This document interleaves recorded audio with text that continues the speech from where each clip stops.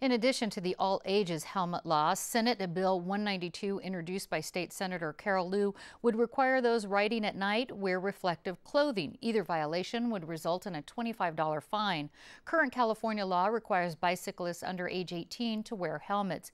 Here with a look at both sides of the debate are my guest, Andy Hanshaw, Executive Director of the San Diego County Bike Coalition, and Dr. Michael Seiss, Medical Director of Trauma at Scripps Mercy Hospital. And Dr. Seiss, the California Highway Patrol reports nearly 14,000 bicyclists were hurt in traffic accidents in 2012. That was up from previous years.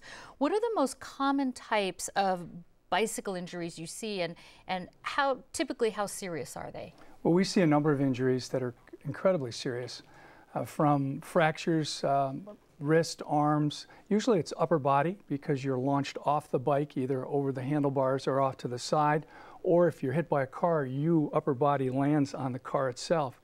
And unfortunately, too often it involves head injury. And that's why we feel so strongly that helmets are an incredibly important part of an overall approach to bike safety that includes traffic separation and a whole lot of other things. Sure, and you mentioned upper body, but would you support a mandatory helmet law for adults? Yes, I would.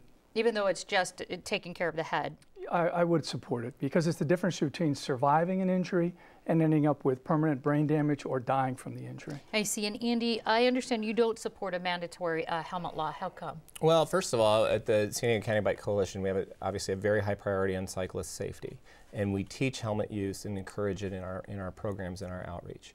It's not about that. It's about the mandatory helmet law for everyone all the time. I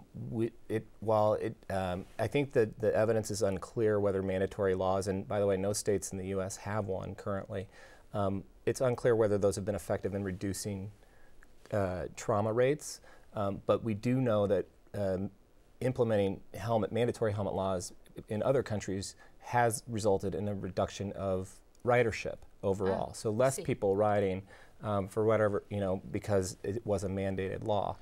Places like in France and Canada are the two countries that I'm looking at. Okay, let me ask you this though. Do you think there's a better approach? You sort of touched on it a little bit as far as bike safety here in San Diego County. Absolutely, and there's a lot that we're doing on that front, but preventing the collisions from occurring is where we need to focus, and that is really working on our built environment, creating the separation for cyclists on our roadways, creating two significant things happened legislatively last year.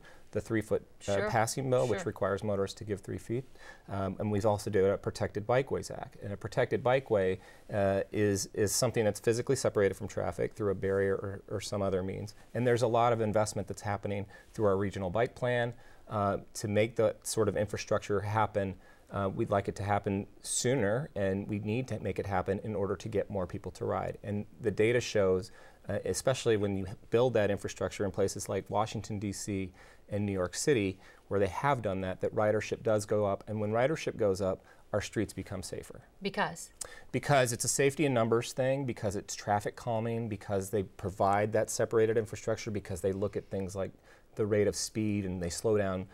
They do traffic calming measures. These are the types of things. So rather than putting the emphasis on the rider's safety, and it is important, let's make a safe environment for the riders to ride in. Let me get back to the helmets, Dr. Seiss. 91% of bicyclists who died in reported accidents in 2009 were not wearing helmets. That's according to the National Conference of State Legislatures report.